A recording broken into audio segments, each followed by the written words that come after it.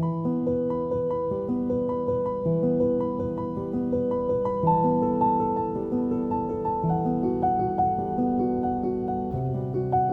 the ideas behind dark academia, a romanticization of the humanities and art that fuel the inner workings of the human soul, may be new to circa 2020 teens, its themes have long been the subject of literature and film, especially period dramas. On screen and in books, the ideas reflected in the dark academia narrative embody the desperate yearning of an Emily Bronte poem, frequently focusing on themes of existentialism and death. With its emphasis on classics, literature, and history, the subculture is a visual aesthetic, a lifestyle, and an online community where like-minded individuals connect over their common interests.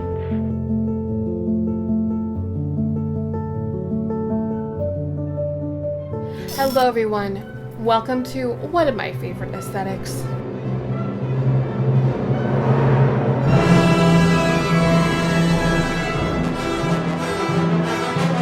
Now the internet has gone gaga crazy over dark academia, cottagecore, all of those things. I think this all comes about because we are yearning for escapism. Dark academia is not a new thing. So today I have a list of movies, TV shows, and books that encompass the aesthetic that we know and love, which is dark academia.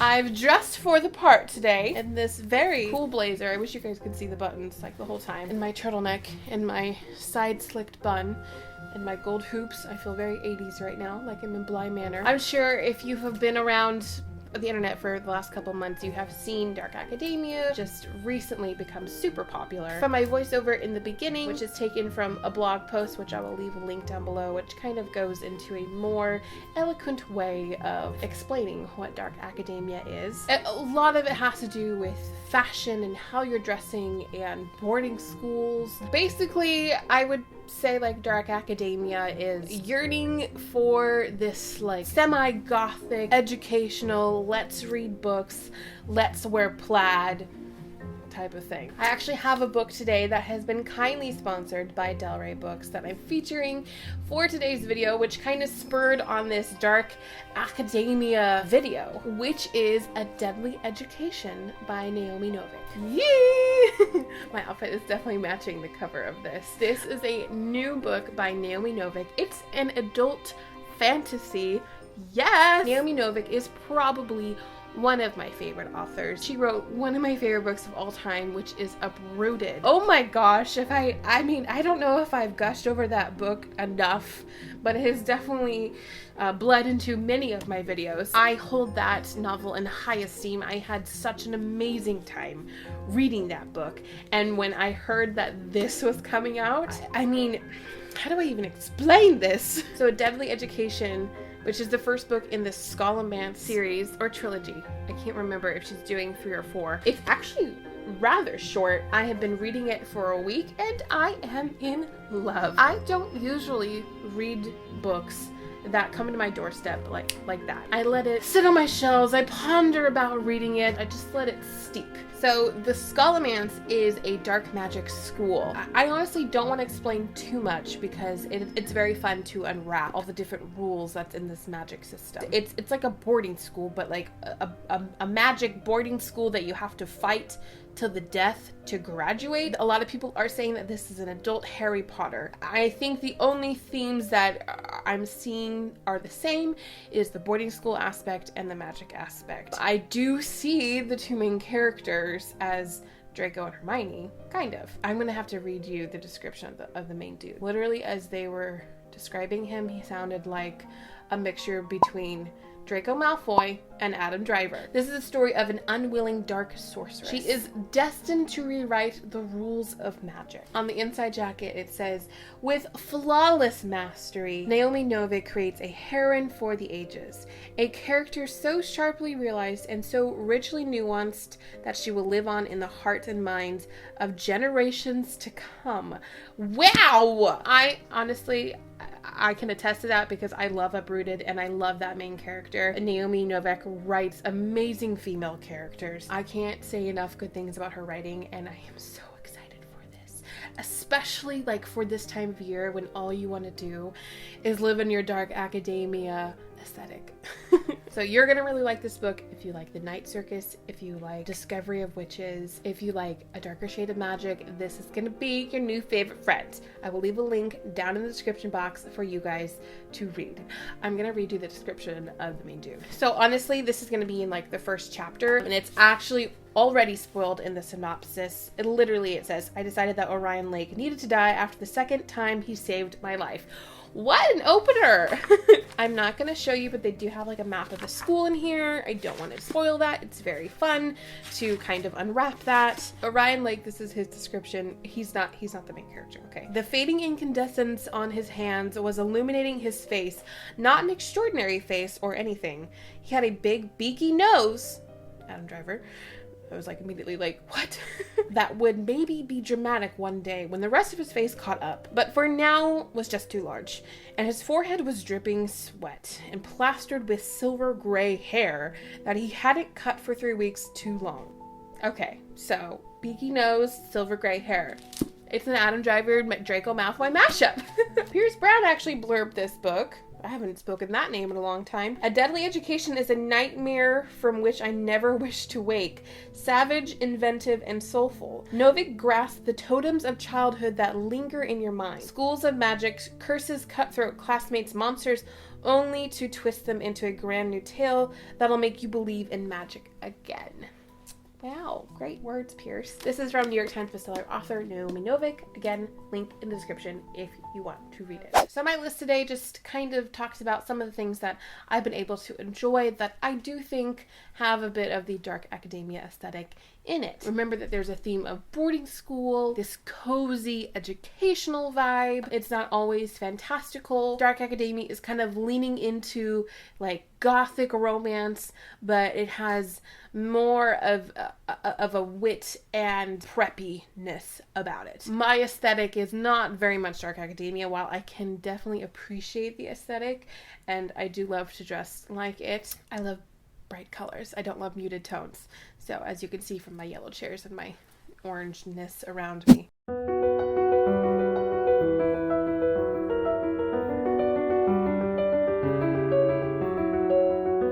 For the books, I'm going to recommend just a few to get you guys in the mood. So first is going to be my Oxford Year. I had to throw in a romance in here because romance books are my favorite.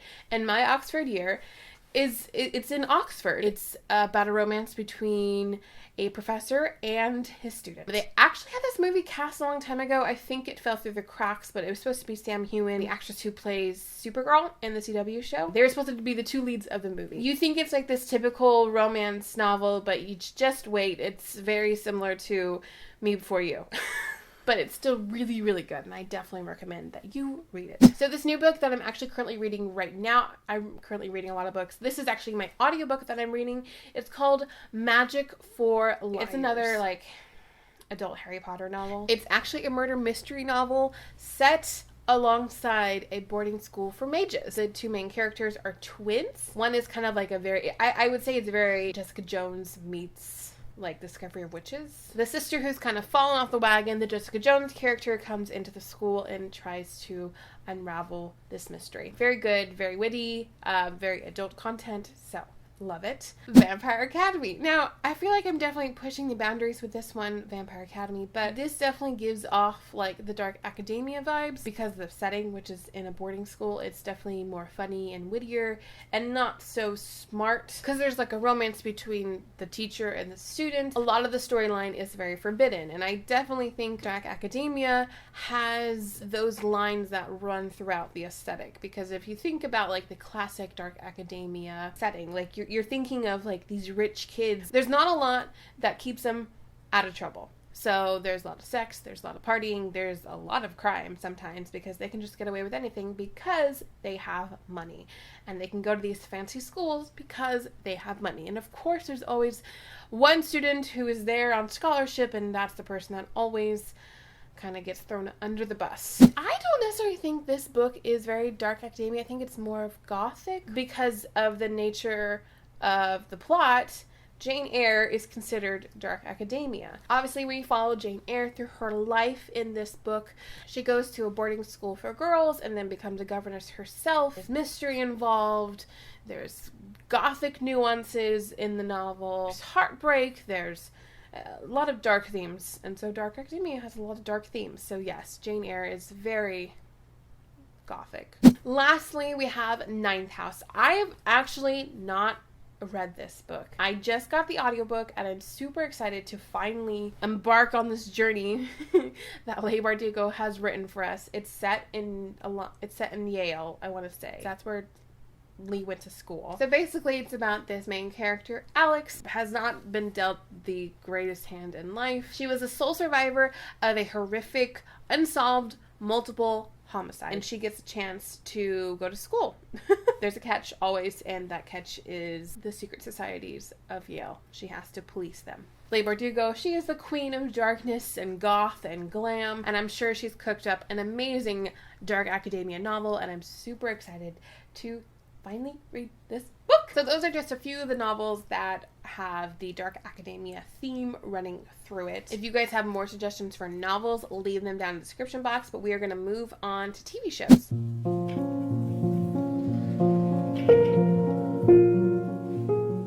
I definitely consume more TV these days than I do books. My first suggestion that you watch, if you want to infuse yourself in dark academia with shows and TV shows and light some candles and pop some popcorn, is you watch A Discovery of Witches, which is on Sundance. This is not a very easily watchable show because it's super hard. You have to subscribe to Sundance, but you have to do it. It's so good. I love Discovery of Witches. Anytime I can find an amazing romance, it's just so good. It's like a grown-up version of Elena and Damon, and I can't get enough of it. It is the most amazing, forbidden romance ever on TV. I need to rewatch the first season. The second season comes out in January of 2021. She is a professor at a school in England, and she's a witch, and she falls in love with a vampire, and it's set alongside libraries, rainy England, and cottages, and it's just amazing. Penny Dreadful. I need to watch Penny Dreadful. This is something I have not watched, but it's something that my brother has watched, and he loved the show. I think this is definitely teetering more towards gothic, but it has all of the classic gothic literature all infused into one show. So there's a bunch of the well-known, loved characters throughout history, all put into one show. It's very dark. All the colors are very muted. There's gore, blood, Frankenstein, Dracula. Okay, so I have Gossip Girl on the list.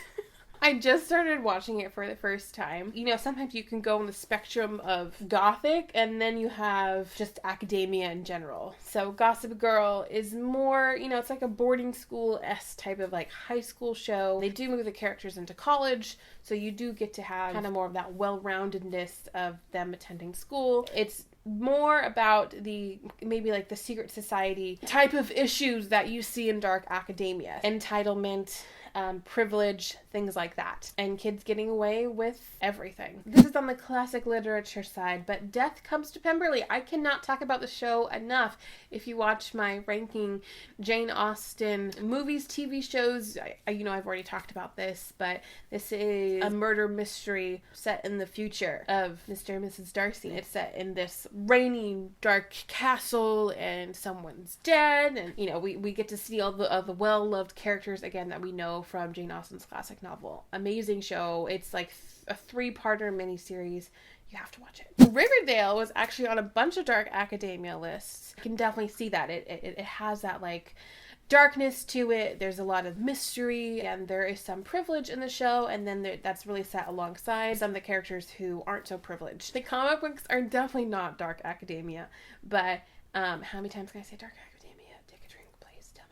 One of my favorite TV shows that I feel like doesn't really get talked about enough because it was canceled was the 2011 version of Dracula. It was on NBC and it was canceled. This show was my favorite thing. It was I'm so glad I have Discovery of Witches now because this was my Discovery of Witches back in high school. I think there were only 1 or 2 seasons. Jonathan Rhys-Meyers plays Dracula, And the guy who's in Haunting of Hill House, Bly Manor, The Invisible Man, he was the Invisible Man in that. He's one of the characters in it. This show is definitely one of my favorites because it just has that like amazing romantic storyline throughout. So Dracula is obviously the main love interest, male, and then we have the female, and she died and then reincarnated in a new body. I would say it's more steampunk, honestly, because it's set in the Victorian era. Sorry, the industrial era. Is it Victorian? I think it's Victorian. It's on the midst of Victorian. So it's more steampunky, which is another aesthetic. So many aesthetics.